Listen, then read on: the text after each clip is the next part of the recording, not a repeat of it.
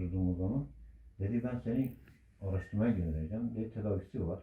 Ondan sonra o da bir tane Ahmet Bey vardı, Allah razı olsun. Dedi ki 6 ay içinde biz tedavi sağlayacağız. Bu tedavide elimizden gereken neyse onu yapacağız. Ben sana engel olmuyorum. Çıkabilirsin, gidebilirsin. Evet. Çalışmalarımız devam ediyor. Bugün Nazmi abinin evindeyiz. Nazmi abinin oğlu Zafer kardeşimizin hikayesine tanıklık ettik.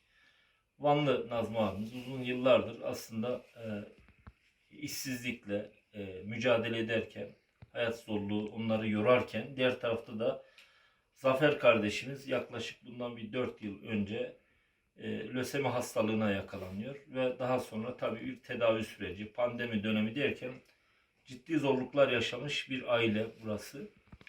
Ve çok şükür Zafer kardeşimiz hastalığı atlatmış ancak tedavisi ve kontrolleri devam ediyor. Ancak onun daha sağlıklı bir ortamda hayatını devam ettirmesi gerekiyor ki hastalığın tekrar nüksetmemesi için, tekrar o hastalığın yan etkilerinin oluşmaması için. Kendisinin doktorların söylediği yine tavsiyesi gereği doğal gazlı bir eve çıkması gerekiyor. Daha yaşanabilir bir ortamın oluşması gerekiyor. Ben ailenin mahremiyeti açısından buradan kendi görüntülerini vermedik. Bunun da kendilerinin onayını aldıktan sonra bu çağrıyı yapıyoruz.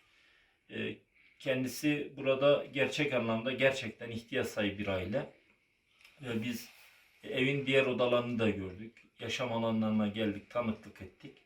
Ailemize sahiplenilmesi, sahip çıkmamız gerekiyor. Bu noktada elimizde ne geliyorsa yapılması gerekiyor. Ben buradan bütün Vanlı hayırseverlere ve diğer sesimizin ulaştığı Türkiye'deki bütün hayırseverlere çağrımı yapmak istiyorum. Ailemizin kesinlikle Zafer kardeşimizin daha yaşanabilir bir eve çıkması, doğalgazlı bir evde yaşaması gerekiyor ki hastalığı tekrar nüksetmesin. Bu çağrımızı yapmış olalım. Bu noktada duyarlı vatandaşlarımızı, insanlarımızı bekliyoruz. Böyle ha. Hadi elim ama elim buz gibi. İçeri geç, sobanın yanına geç. Çok geç.